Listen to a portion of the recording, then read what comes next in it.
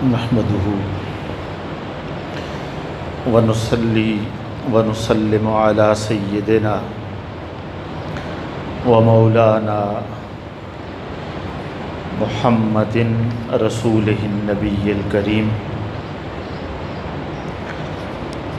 وعلى آله الطيبين الطاهرين وصحبه المتقين المخلصين. اما بعد، اعوذ باللہ من الشیطان الرجیم. بسم اللہ الرحمن الرحیم. من کان یرید العزۃ فللہ العزۃ جمیعا الیہ یصعد الکلم الطیب والعمل الصالح یرفعہ والذین یمکرون السیئات لہم عذاب شدید ومکر اولئک هو یبور.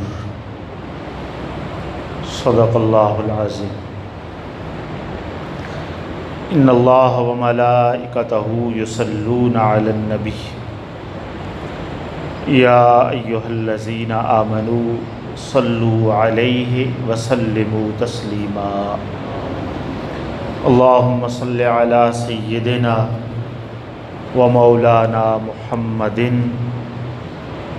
رسولہ النبی الامی وعلی آلہ وصحبہ وبارک وسلم. اللہ تعالیٰ کے فضل و احسان اور تاجدار کائنات صاحب لولاک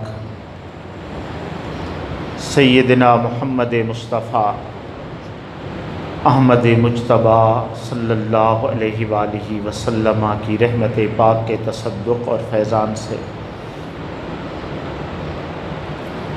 آج ہم جمعۃ المبارک کی نماز کی ادائیگی کے لیے اللہ کے گھر میں موجود ہیں اور قرآن مجید کی آیات بینات اور تاجدار کائنات صلی اللہ علیہ وآلہ وسلم کے فرامین مقدسہ سے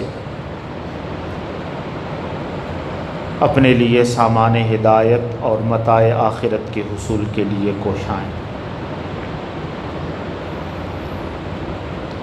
سورہ فاطر سورت نمبر 35 پارہ نمبر 22 اور آیت نمبر 10. اس کی تلاوت میں نے آج کی گفتگو کے لیے آپ کے سامنے کی ہے. جو جمعۃ الوداع تھا اس میں میں نے اسی سورہ مبارکہ کی ایک آیت طیبہ کے تحت گفتگو کا آغاز کیا تھا.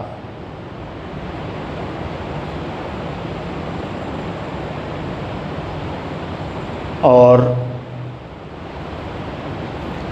پھر اختتامی گفتگو وہ میں نے سورہ بقرہ کی کچھ آیات کے حوالوں سے کیا تھا. ابتداً 28 نمبر آیت تلاوت کی تھی اور بعد ازاں سورہ بقرہ کی آیت نمبر 203 سے لے کر 209 تک کے مختلف حصوں کے حوالے آپ کو دیے تھے. آیت طیبہ یہ تھی کہ اللہ پاک خشیت کے دروازے اور اپنے تعلق کے دروازے ان لوگوں پر کھولتا ہے جن کو وہ علم نافع کی دولت عطا فرماتا ہے. انما یخشی اللہ من عبادہ العلماء. پھر اس کے بعد میں نے یہ بات بتائی تھی کہ علم کی دو قسمیں ہیں. ایک وہ علم ہے جو انسان کے لیے نفع بخش ہے، اور ایک وہ علم ہے جو انسان کے لیے ضرر رساں ہے، نقصان دہ ہے.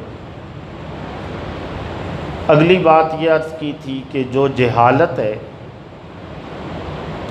ایک وہ جہالت ہے جو عدم علم سے جنم لیتی ہے. عدم علم، معلوم نہ ہونا، اس کی کوکھ سے پیدا ہوتی ہے، اور اس کا علاج ہے معلوم ہو جانا. ایک چیز پتہ نہیں تھی اور پھر پتہ چل گئی. تو جب پتہ چل گئی تو انسان سے جہالت چلی گئی، وہ جاہل نہ رہا، صاحبان علم میں سے ہو گیا.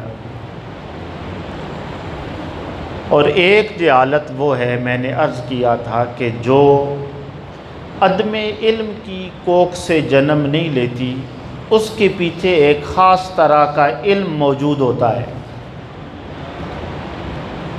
وہ علم کی کوکھ سے آتی ہے، مگر انسان یہ سمجھتا ہے کہ شاید جو کچھ میں جانتا ہوں یہی سب کچھ ہے، اور اس کا تھوڑا سا علم اس کے سامنے حجاب بن جاتا ہے، پردہ بن جاتا ہے. وہ پردہ کبھی انا کی شکل میں نمودار ہوتا ہے، کبھی ضد کی صورت اختیار کر جاتا ہے، اور کبھی انسان یہ سمجھتا ہے کہ بس جو کچھ میرے پاس ہے یہی حق ہے، جس کو ہم سیلف رائٹیسنس کہتے ہیں. اور اس سیلف رائٹیسنس سے پھر ایک خاص طرح کا تکبر، ایک خاص طرح کی ایروگنس نکلتی ہے. اور وہ تکبر اور وہ ایروگنس اور خود کو باہر صورت صحیح سمجھنے کا عزم، سیلف رائٹیسنس، یہ ساری چیزیں مل کر انسان کو اللہ سے اور اللہ کے تعلق سے دور لے جاتی ہیں. یہ ایک خاص طرح کی جہالت ہے، اور ایسے جاہل عموماً ناقابل علاج ہوتے ہیں. کیوں؟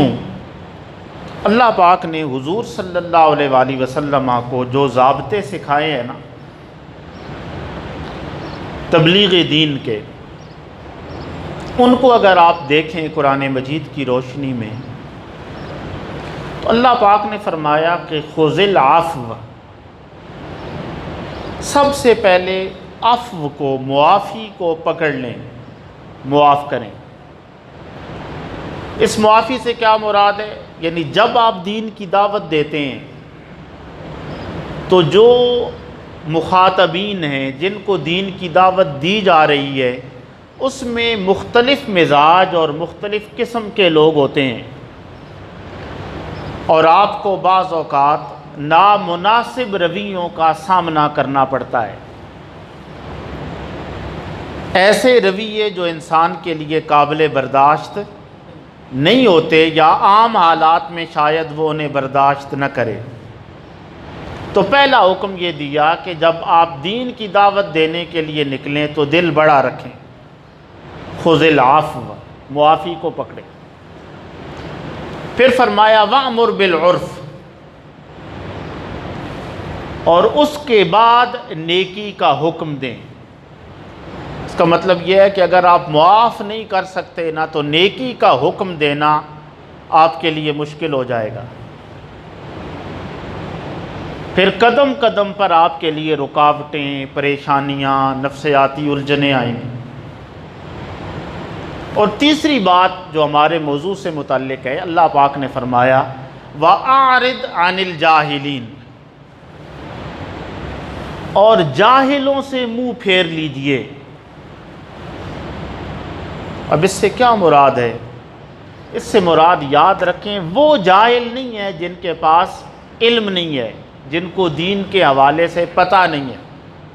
اس سے مراد وہ جاہل ہیں جو اپنی ضد پر قائم ہیں، اڑے ہوئے ہیں، اور آپ ان کو جتنی محنت کر لیں، جتنی کوشش کر لیں، وہ کبھی بھی آپ کی بات سننے کے لیے تیار نہیں ہوتے اور آپ کی بات کو اپنے کانوں میں نہیں ڈالتے۔ قرآن مجید نے ایسے لوگوں کو مردہ قرار دیا۔ کیا قرار دیا؟ مردہ۔ مردہ کیا ہوتا ہے؟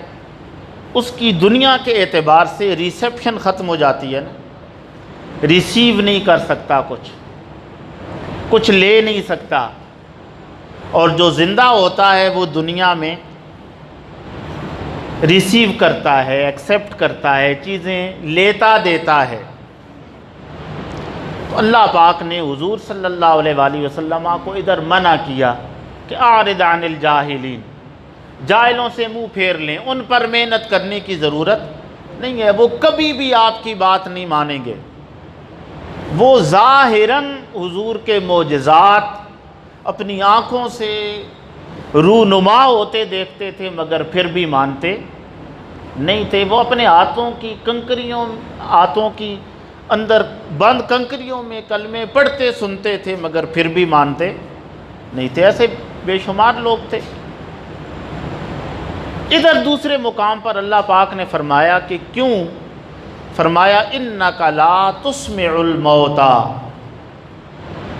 اے حبیب پاک صلی اللہ علیہ وآلہ وسلم، آپ ان مردوں کو سنانے والے نہیں ہیں۔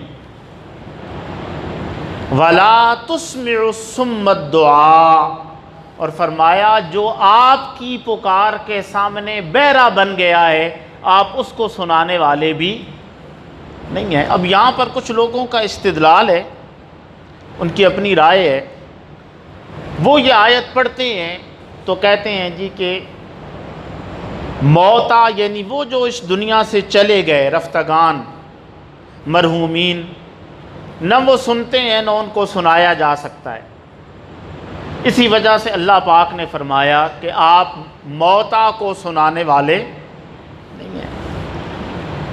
میں ایک سوال ہے، میرا ایک طبعی سا سوال ہے کہ آج تک اللہ پاک نے جو اس دنیا سے چلے جا چکے تھے، رفتگان ہو گئے تھے، حضرت آدم علیہ السلام سے لے کر تاجدار کائنات تک، کوئی ایک رسول بھی ان مردوں کی طرف بھیجا ہو؟ سوال ہے نا بھئی، حضرت آدم علیہ السلام سے لے کر حضور کی ذات اقدس تک کوئی ایک رسول مجھے دکھا دیں جو صاحبان قبور کی طرف آیا ہو اور وہ قبر میں بیٹھ کر تبلیغ کرتا رہا ہو کہ میں مردوں کو سنانے کے لیے آیا ہوں۔ نہیں۔ تو جب وہ سنانے کے لیے مردوں کو نہیں آئے، ان کے کار رسالت میں، ان کے فریضہ رسالت میں یہ بات شامل ہی نہیں ہے کہ جو اس دنیا سے چلے گئے آپ ان کو سنائیں، تو پھر کیا یہ ان مردوں کی بات ہو رہی ہے؟ نہیں، ان کی بات نہیں ہو رہی۔ ہاں، ان کو جب بھی اللہ کے اذن سے رسولوں نے سنانا چاہا انہوں نے سنا۔ بھائی حضرت عیسیٰ علیہ السلام جب مردوں کو زندہ کرتے تھے تو مردے سے کیا خطاب نہیں کرتے تھے کہ قم باذن اللہ؟ وہ مرا ہوا ہوتا تھا نا، اس کو کہتے تھے قم باذن اللہ، وہ کھڑا ہو جاتا تھا، تو کیا وہ حضرت عیسیٰ علیہ السلام کی بات نہیں سنتا تھا؟ تو جب اللہ کے اذن سے سنانا چاہا تو انہوں نے سنا۔ جب غزوہ بدر ختم ہو گیا، تاجدار کائنات صلی اللہ علیہ وآلہ وسلم نے وہ جو کافر مارے گئے تھے غزوہ بدر میں، حضور نے ان سے خطاب کیا۔ بعد میں ان کی لاشیں پڑی تھیں، حضور نے خطاب فرمایا۔ صحابہ کرام نے پوچھا کہ حضور کیا یہ آپ کی بات سن رہے ہیں؟ حضور نے فرمایا ہاں، یہ تم سے بڑھ کر یا دنیا والوں سے بڑھ کر میری بات سنتے ہیں۔ سو جب اللہ کے اذن سے سنانا چاہا انہوں نے بھی سنا، مگر بنیادی طور پر اصلاح، تبلیغ، دعوت دین وہ دنیا والوں کو دینے کے لیے آئے تھے۔ اللہ پاک نے فرمایا کہ انک لا تسمع الموتى، آپ ان مردوں کو سنانے والے نہیں۔ کیوں؟ کہ قبولیت حق کے باب میں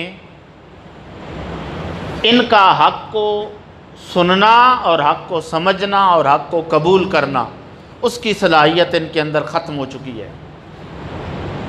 اور آگے فرما بھی دیا وَلَا تُسْمِعُ الصُّمَّ الدُّعَاء، اور آپ ان بہروں کو سنانے والے بھی نہیں ہیں۔ اب یہ بہراپن یاد رکھیں، یہ نہیں ہوتا کہ کان بہرے ہو جاتے ہیں، یہ مردگی یہ نہیں ہوتی کہ انسان سے روح نکل جاتی ہے، نہیں، کان سلامت رہتے ہیں مگر دین کی حق کے باب میں کان بند ہو جاتے ہیں۔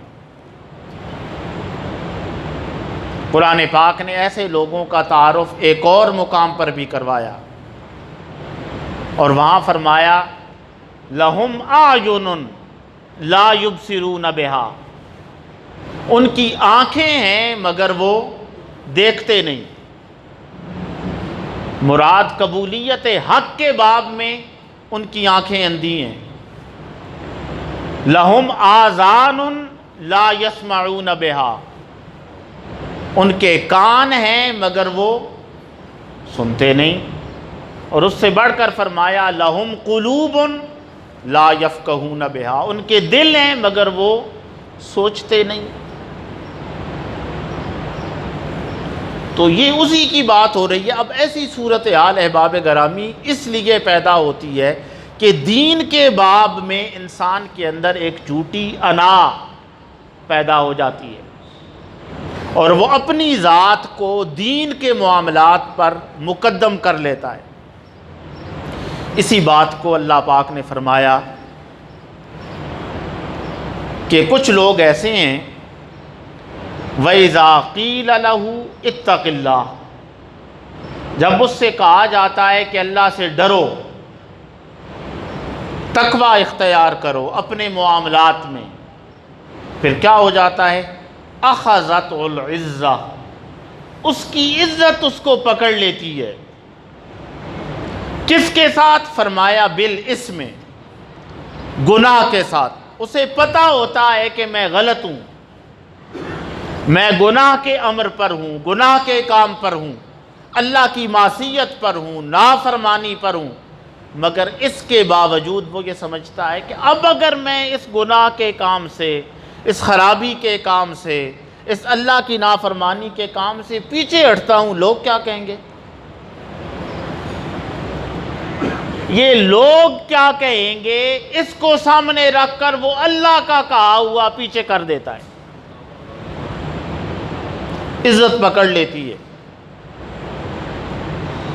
تو اللہ پاک نے فرمایا کہ اے لوگو، ان جھوٹی عزتوں کے بتوں کو پاش پاش کر دو، ان جھوٹی عزتوں کے بتوں کو کیا کر دو؟ پاش پاش کر دو۔ یہ بھی ایک طرح کا خاص طرح کا بت ہے جو انسان اپنے اندر پال لیتا ہے، اور پھر اللہ کو چھوڑ کر اس جھوٹی انا کے بت کی پوجا کرتا ہے، اور وہ یہ سمجھتا ہے کہ اگر اس کام سے میں پیچھے ہٹ گیا نا تو شاید میری عزت خاک میں مل جائے گی۔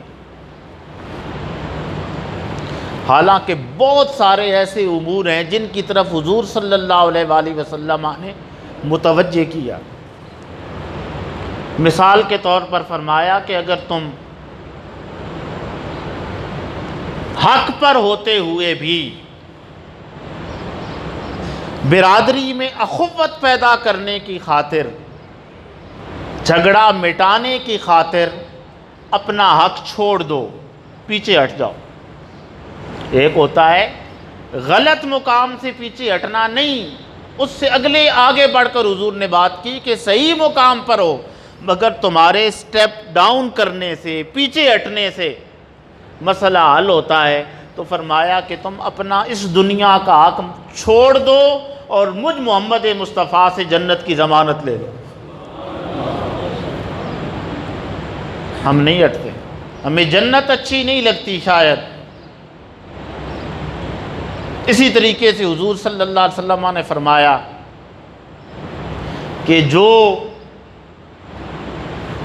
بہت سارے معاملات میں پیچھے ہٹ جائے، اگر اس کی عزت میں کوئی کمی آئے نا تو قیامت کے دن کل مجھ محمد مصطفیٰ کو پکڑ لے، ادھر آ جائے، حضور کی بارگاہ میں آ جائے کہ میں نے آپ کے کہنے پر یہ کام کیا تھا، رشتہ داروں کے ساتھ اس نے سلوک کیا تھا، جو برے تھے ان کے ساتھ اچھائی کی تھی وغیرہ وغیرہ، اور مجھے یہ نہیں ملا۔